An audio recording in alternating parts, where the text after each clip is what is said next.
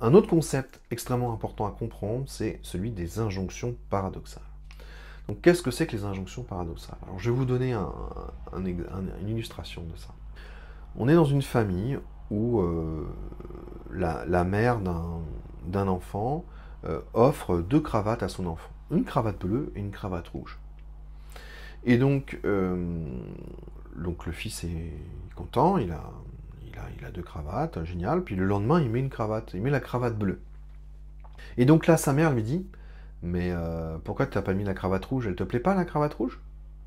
Donc culpabilisation sur le fait que euh, bon, j'ai acheté un truc, mais t'en veux pas, etc.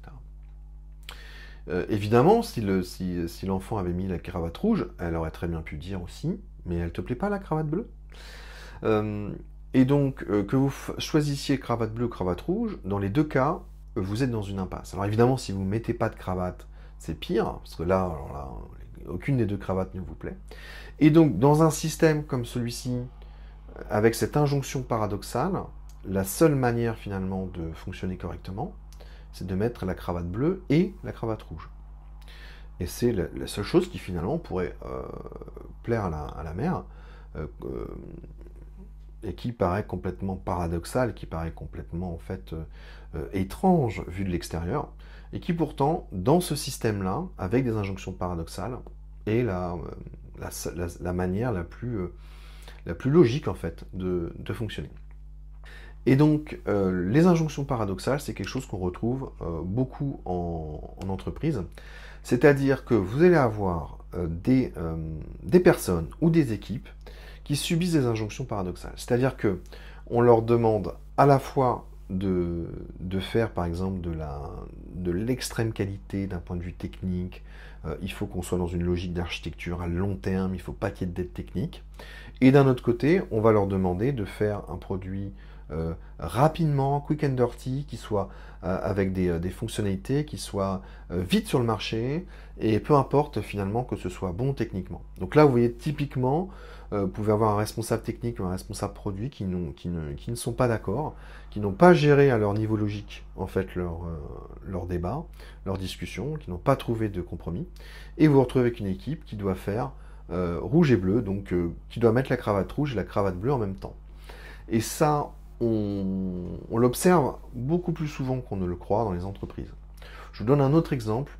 Dans une transformation agile, vous allez avoir, par exemple, des coachs à qui on demande finalement de faire de l'agilité et à qui on demande aussi d'aller très vite pour mettre en place de l'agilité auprès des équipes.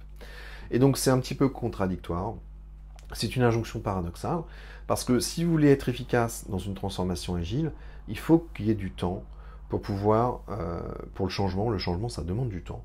Il faut que les équipes elles puissent prendre des décisions, il faut qu'elles puissent décider de ce qui leur convient le mieux.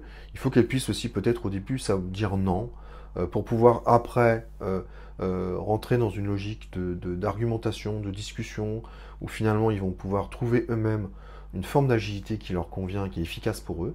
Et donc ça demande du temps. Le changement prend du temps. Et donc, et l'agilité, c'est aussi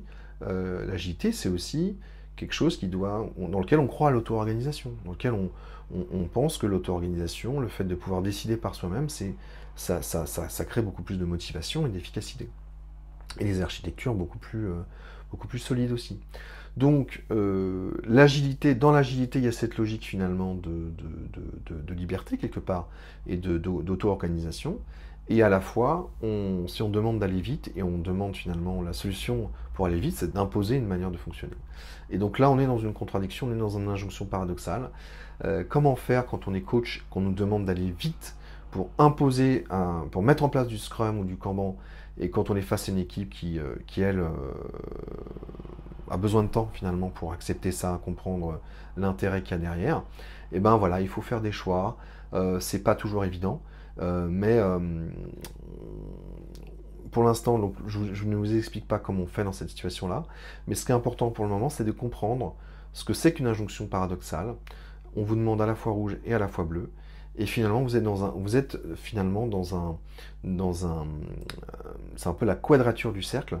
Il est très difficile de prendre des décisions et d'agir dans ce genre d'environnement. Alors selon Palo Alto, l'école de Palo Alto, c'est ça qui provoquait la schizophrénie chez certains enfants. Alors depuis il y a eu pas mal de recherches, on se rend compte que c'est pas exactement ça, c'est pas ça, mais on voit bien cette logique de schizophrénie qu'on peut avoir à la fois être rouge et bleu en même temps.